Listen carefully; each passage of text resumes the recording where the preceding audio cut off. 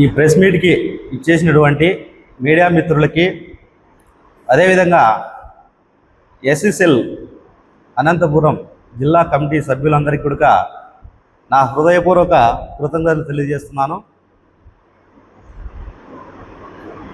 కూటమి ప్రభుత్వం ఏర్పాటయ్యి దాదాపుగా 2 సంవత్సరాలు పూర్తి అవుతా ఉంది. ఈ ప్రభుత్వం ఏర్పాటయ్యే ముందర ఏ రాజకీయ పార్టీ అయినా కూడా ఒక మేనిఫెస్టో అనేది తయారు చేస్తారు.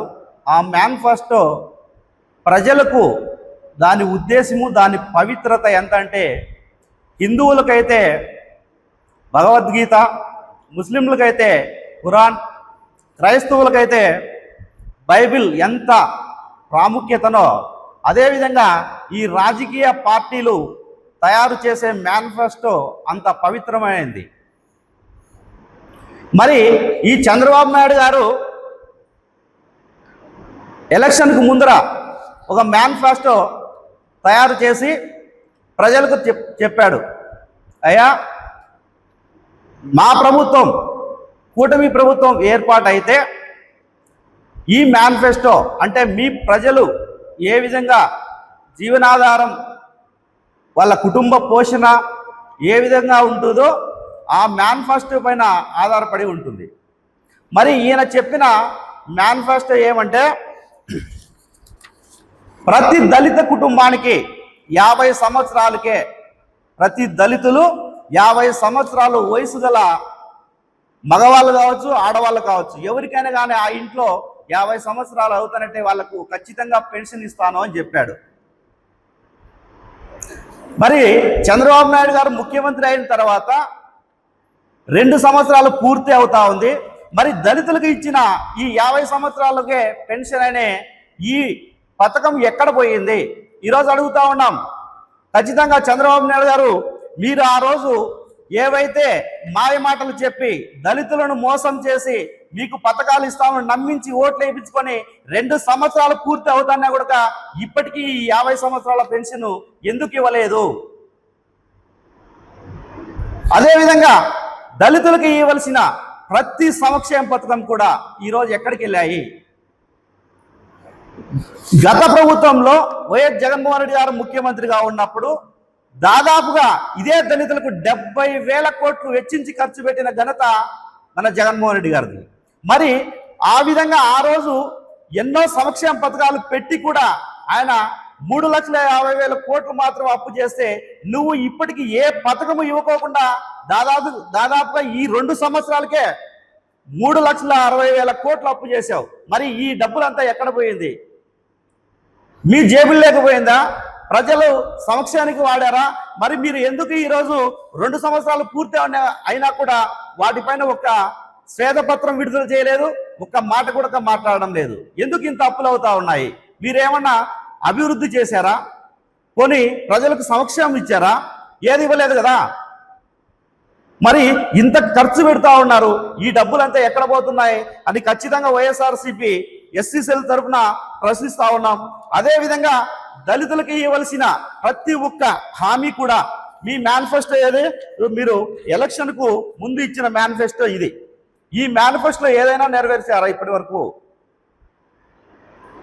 తర్వాత దళితులకు రావాల్సిన ఎస్సీ కార్పొరేషన్ నిధులు, ఎస్సీ కార్పొరేషన్ నిధులు ఎక్కడ పోయినాయి?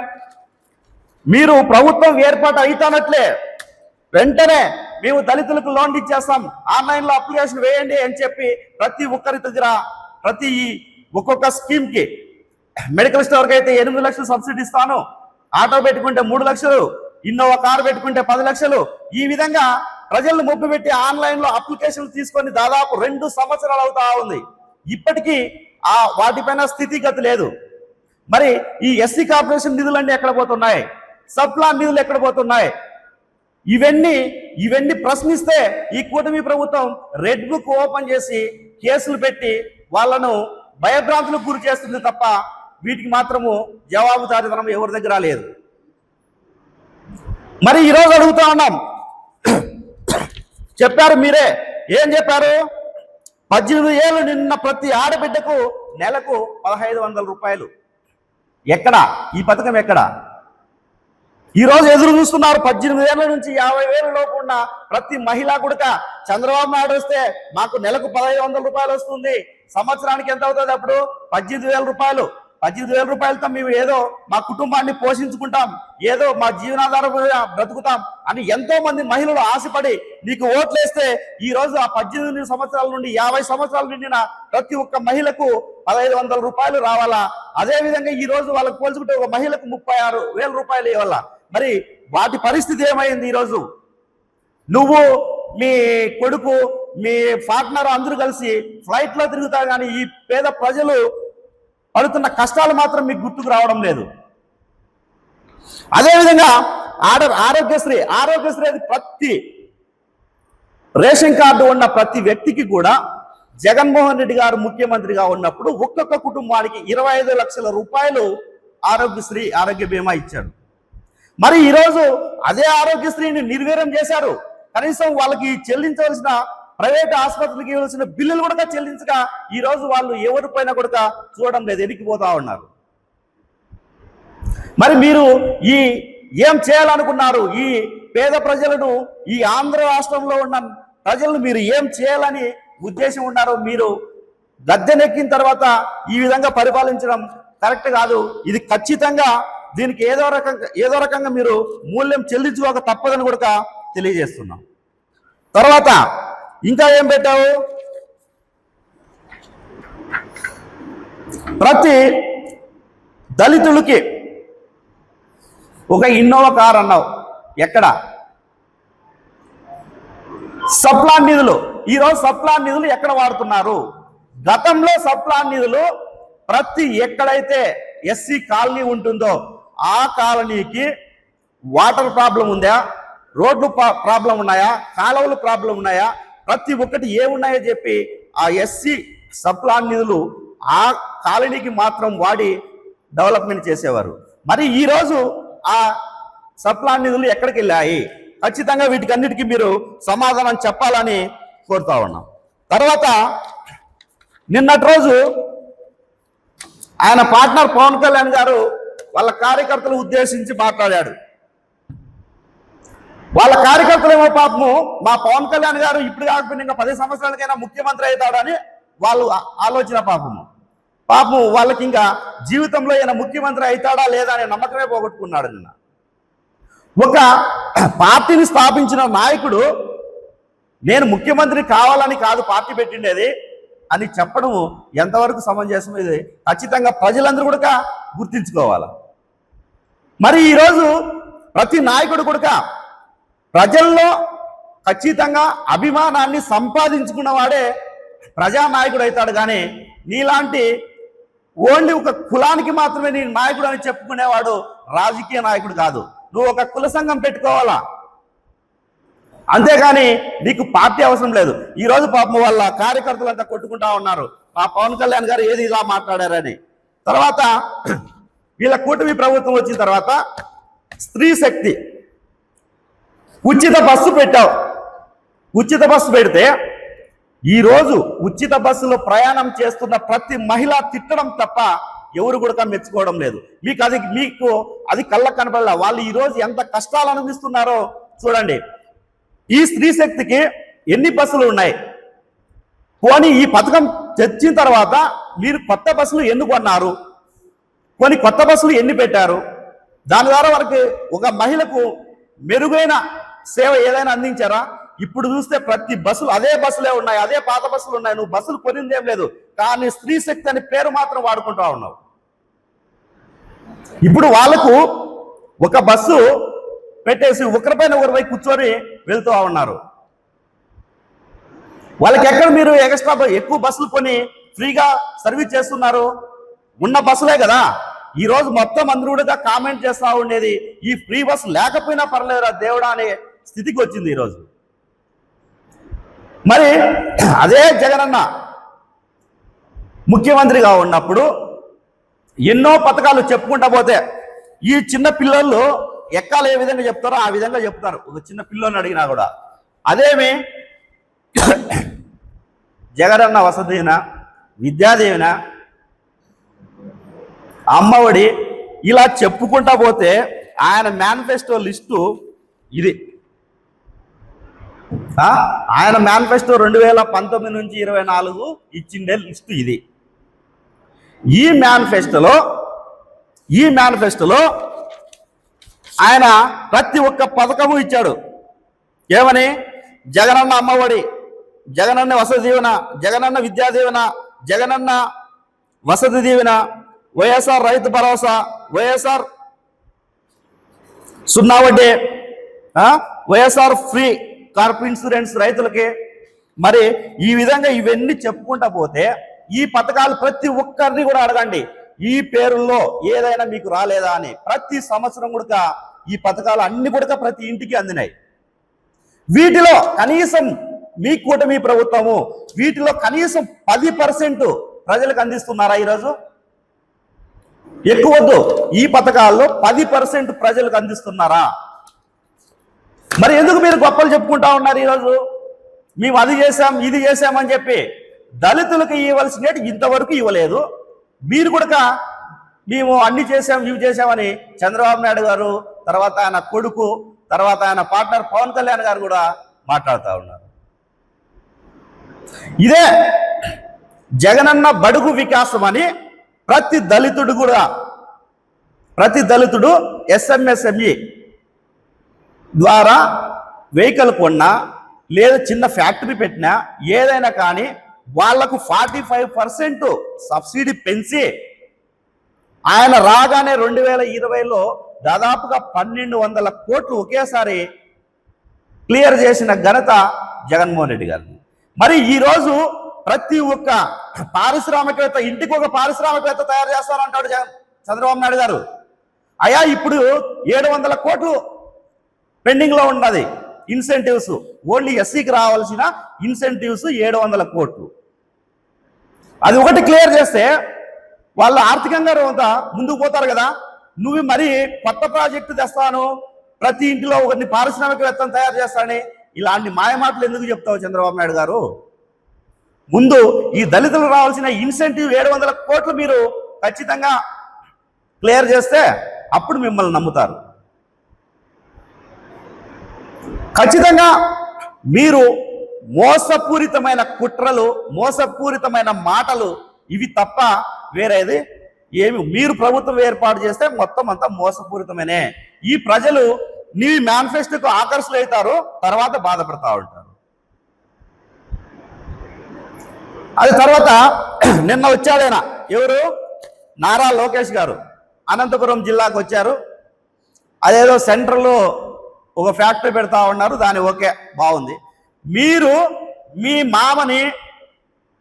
మామ వాళ్ళ మామని మీ తాతను పొగుడుకుంటేకే అనంతపురం వచ్చారు తప్ప మీరు ప్రజలకు ఇది చేశాము, మేము ఈ పథకాలు ఇచ్చామని ఏదైనా చెప్పుకుంటే ఉందా నీ దగ్గర ఈరోజు? అదేమి అనంతపురం ప్రజలందరికీ నేను రుణపడి ఉంటాను.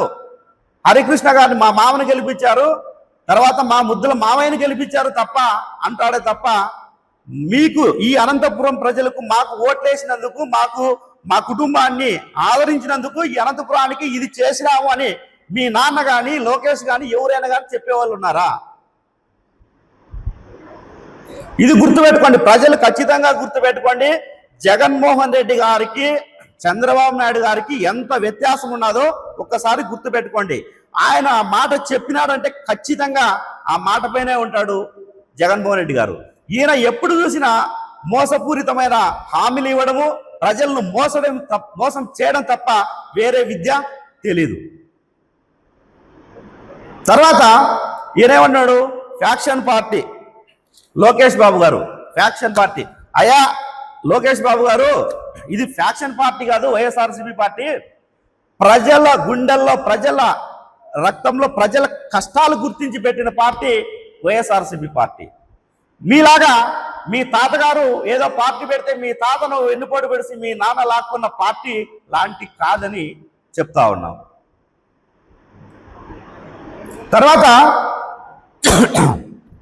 పవన్ కళ్యాణ్ గారు గతంలో ఫిట్స్ వచ్చిన మాదిరి ఎగిరెగిరి ఉన్న ఆంధ్ర రాష్ట్రంలో 32,000 మంది మహిళలు మిస్ అయ్యారు. వాళ్ళు ఏంటి అని ప్రశ్నించాడు. మరి 2 సంవత్సరాలు పూర్తి అవుతా ఉంది పవన్ కళ్యాణ్ గారు, మరి ఆ మహిళను తీసుకొచ్చారా లేదా, ఏంటి పరిస్థితి, వాటిపైన ఎందుకు మాట్లాడలేకున్నారు ఈరోజు?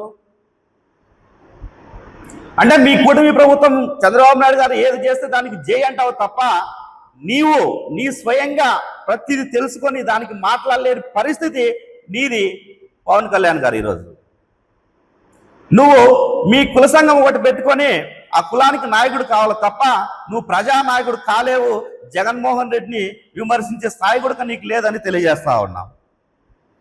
తర్వాత ఇలా ఎన్నో మోసపూరిత కుట్ర రాజకీయాలు, కుతంత్రాలు, ఈరోజు దళితుల పైన కేసులు, ఎక్కడ చూసినా దౌర్జన్యాలు, దళితుల భూములు లాక్కోవడం.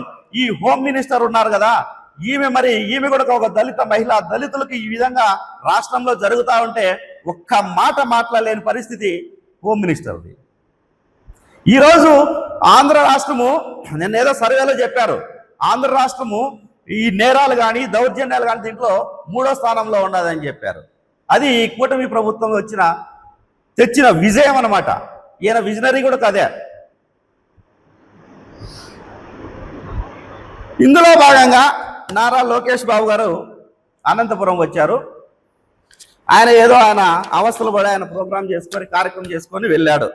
ఆయన ఏదో పంచులు వేస్తాడంట, పంచులు వేయింది ఆయనకు మనసు ఒప్పుకోదంట అని మాట్లాడిపోయాడు. ఇందులో భాగంగా మన అనంతపురం గౌరవనీయులు ఎమ్మెల్యే గారు దగ్గుపాటి వెంకటేశ్వర ప్రసాద్, ఈయనకు అనంతపురం ఉన్న డివిజన్లో 50 డివిజన్లు ప్రస్తుతం ఉన్నాయి. 62 డివిజన్లు అయితే తొందరలో 4 పంచాయతీలు, ఎక్కడెక్కడ ఏమున్నాయని కూడా తెలియదు. ఈయన వచ్చేసే మాటకు వస్తే, నేను అభివృద్ధి చేస్తున్నా. ఎస్, ఏం అభివృద్ధి చేశావు? నిన్న ఫ్రైడే రోజు 20 అప్లికేషన్లు వచ్చినాయంట. అవి త్వరగా కంప్లీట్ చేసేసాయంట సమస్యలు. అవి ఏ సమస్యలు, ప్రజలు ఏ సమస్యల పైన వచ్చినారు అవి తెలియదు కదా. మరి నేను అభివృద్ధి చేస్తున్నా అంటున్నావు కదా, ఎమ్మెల్యే గారు ఒక్కటే సూటిగా ప్రశ్న అడుగుతాం, నువ్వు ఈ 2 సంవత్సరాల కాలంలో ఏ అభివృద్ధి చేశావు? అనంతపురంలో ఎక్కడైనా ఒక సిమెంటు బస్తా వాడినావా? ఒక ఇటుక పిల్ల పెట్టావా? ఎక్కడ వాడినావు చెప్పు. మేము చేసిన గత ప్రభుత్వంలో, వైఎస్ఆర్సీపీ ప్రభుత్వంలో గౌరవనీయులు మాజీ ఎమ్మెల్యే శ్రీ అనంత వెంకటరామరెడ్డి గారు చేసిన అభివృద్ధి గురించే ఇప్పటికీ చర్చించుకుంటున్నారు తప్ప ఈ ఎమ్మెల్యే పలానా చేశాడు అనేది ఇప్పటి వరకు లేదు. నువ్వుడుగా నేనేదో మబ్బు పెట్టి అభివృద్ధి చేసా, అభివృద్ధి అనేది ఒక పదము ఇదే అయిపోయింది వీళ్ళకి. ఏమి అభివృద్ధి చేసావో చెప్పండి, ఎక్కడ ఏ ప్రాంతంలో చేసినావు? మేము చెప్తాం, గత ప్రభుత్వంలో వెంకటరామరెడ్డి గారు చేసిన అభివృద్ధే కానీ అది కనబడుతుంది ఈరోజు ప్రజలకు తప్ప నువ్వు ఏ మాత్రం కూడా అభివృద్ధి చేయలేదని ఖచ్చితంగా చెప్తాం. పంగల్ రోడ్డు నుంచి బల్లారు రోడ్డు వరకు 315 కోట్లతో రోడ్లు వేసిన ఏకైక వ్యక్తి ఎవరు? అనంత వెంకటరామరెడ్డి గారు కదా. దాంట్లో మీరు వచ్చి ఏమన్నా చేశారు? ఇప్పుడు ఆయన ఉన్న టైంలోనే ఆయన కంప్లీట్ చేశాడు. నెక్స్ట్ సూపర్ స్పెషాలిటీ హాస్పిటల్ మీ ప్రభుత్వంలో 2014 నుంచి 19 వరకు ఎక్కడైతే నిర్మాణం ఆగిపోయి దాంట్లో సిబ్బంది లేదు, పేషెంట్లకు కావాల్సిన పరికరాలు లేవు, డాక్టర్లు లేరు, ఎవ్వరూ లేరు, ఓన్లీ గోడలు పెట్టి వెళ్ళిపోయారు. 2019లో అనంత వెంకటరామరెడ్డి గారు ఎమ్మెల్యే అయిన తక్షణమే అది నిర్మాణం పూర్తి చేసి అక్కడ కావలసిన స్టాఫ్, డాక్టర్లు తెప్పించి, పరికరాలు తెప్పించి దాని ముందర ఉన్న రోడ్డు ఈరోజు బెంగళూరులో ఏ విధంగా సాయంకాలం ఉంటుందో, చెట్లు వాతావరణం ఏ విధంగా, ఆ విధంగా తయారు చేసిన గొప్ప నాయకుడు అనంత వెంకటరామరెడ్డి గారు. హౌసింగ్ బోర్డు రోడ్డు విద్యుత్ నగర్ నుండి అరవింద్ నగర్ బ్రిడ్జి వరకు ఎవరు వేశారు రోడ్డు? అనంత వెంకటరామరెడ్డి గారు. మరి దీంట్లో మీరు చెప్పుకునేది ఎక్కడ ఉంది? గుత్తి రోడ్డు ఎవరు వేశారు? అనంత వెంకటరామరెడ్డి గారు. ఎన్టీఆర్ మార్క్ ఎవరు వేశారు? అనంత వెంకటరామరెడ్డి గారు. గవర్నమెంట్ హాస్పిటల్ ఎవరు తెచ్చారు? ఇప్పుడు కడుతున్నారు కదా గవర్నమెంట్ హాస్పిటల్ ముందు ఇంకో హాస్పిటల్, ఆ హాస్పిటల్ ఎవరు తెచ్చారు? అనంత వెంకటరామరెడ్డి గారు. మరి గడప గడపకు మన ప్రభుత్వము అనే పథకంలో వైఎస్ఆర్సీపీ గవర్నమెంట్ ఉన్నప్పుడు అనంత వెంకటరామరెడ్డి గారు ప్రతి ఇంటికి ప్రతి డోరుకు తిరిగి వాళ్లకు 70 సంవత్సరాలు 60 సంవత్సరాల ముందు వేసిన కరెంటు పోల్లు మేము స్వయానా చూసాం. ప్రతి పాత ఇంటి కాంపౌండ్ లో ఉన్నాయి కరెంటు పోల్లు, బాత్రూమ్ లో కరెంటు పోల్లు ఉన్నాయి. అవన్నీ గమనించి అనంతపురం అర్బన్ నియోజకవర్గంలో మొత్తం దాదాపుగా కరెంటు పోల్లు అన్ని మార్చిన ఘనత అనంత వెంకటరామరెడ్డి గారు. కరెంటు పోల్ అంటే ఏనా చాలా ఈజీగా తీసుకోవచ్చు. ఒక కరెంటు పోల్ మార్చాలంటే ఒకరు తిరిగితే తెలుస్తుంది ఏందనేది, కరెంట్ ఆఫీస్కి తిరిగి పోల్ మార్పించుకోవాలంటే. అలాంటి దాదాపు అంటే అనంతపురం అర్బన్లో దాదాపు 3-4 వేల current pole at a time మార్చిన వ్యక్తి అనంత వెంకటరామరెడ్డి గారు. తర్వాత సచివాలయం, ప్రతి ఒక్క సచివాలయానికి జగనన్న ప్రభుత్వంలో 20 లక్షల రూపాయలు స్పెషల్ గ్రాంట్ ఇచ్చింది. వాటిని ప్రతి కాంట్రాక్టర్తో మాట్లాడి నేనున్నా, మీకు నేను భరోసా ఇస్తున్నా, ఖచ్చితంగా బిల్లు చేపిస్తానని చెప్పి ప్రతి ఒక్క సచివాలయం పరిధిలో 20 లక్షల రూపాయలు వర్క్ పనులు పూర్తి చేసిన నాయకుడు కూడా అనంత వెంకటరామరెడ్డి గారు. తర్వాత మీరే చెప్తున్నారు, ఇదే కాకుండా సచివాలయం పరిధిలో ప్రతి డివిజన్లో దాదాపుగా 2 కోట్ల రూపాయలు ఖర్చు పెట్టి డ్రైనేజీలు సిసి రోడ్లు వేసిన ఘనత కూడా వెంకటరామరెడ్డి గారు. నువ్వు చెప్పుకుంటున్నావు నీరు ప్రగతి పార్క్ ఉంది కదా, రామ్నగర్ 80 ఫీట్ రోడ్డు, అది నువ్వు కాదు రోడ్డు వేసిండేది. మీరు రాకముందే అనంత వెంకటరామరెడ్డి గారు శాంక్షన్ చేయించేశాడు. బట్ ఎలక్షన్ కోడ్ రావడం వల్ల ఆ వర్క్ ఆగిపోయి దాని తర్వాత వర్క్ స్టార్ట్ అయింది. మీరు కాదు అది వేసిండేది. మీరు గొప్పలు చెప్పుకుంటున్నారు నేను ఈ రోడ్డు వేసాను అని, మీరు కాదు వేసిండేది. అదేగాక రుద్రంపేట రోడ్డు, నారాయణపురం బ్రిడ్జి, ఇట్లా చెప్పుకుంటా పోతే మొత్తం అనంతపురం అర్బన్ నియోజకవర్గం అంతా ఆయన చేసిన అభివృద్ధి ఈరోజు కనపడుతుంది తప్ప ఎమ్మెల్యే గారు మీరు ఎక్కడ అభివృద్ధి చేశారో సూటిగా చెప్పండి. పలాని ఏరియాలో పలాని డివిజన్లో నేను ఈరోజు ఈ రోడ్డు వేశాను, ఈ కాలువ వేశాను, ఇంత ఖర్చు పెట్టానని కరెక్ట్గా చెప్పండి. నీవు ఇప్పటి వరకు ఎంతమంది కాంట్రాక్టర్లను సమీక్షించి అయా వర్కులు ఆగిపోయినాయి, ఎక్కడ అభివృద్ధి ఆగిపోయింది, నేను భరోసా ఉన్నాను, నేను బిల్లులు చేపిస్తానని మీరు ఒక్క కాంట్రాక్టర్తో ఇప్పుడు మాట్లాడి ఎక్కడైనా వర్క్ చేయించావా నువ్వు ఇప్పటి వరకు? మరి మీరు గతంలో ఉన్న ఎమ్మెల్యే గారిని తప్పుపట్టడం, ఈరోజు ఆయన చేసిన అభివృద్ధి కనపడుతుంది తప్ప మీరు ఈరోజు ఎక్కడైనా మీరు చేసిన అభివృద్ధి ఎక్కడైనా ఉందా? సూటిగా మీరే చెప్పండి. ధైర్యంగా మీ ఈ 2 సంవత్సరాల పరిపాలనలో నేను ఈ చేసినానని ఒక పత్రికకు ఇవ్వండి.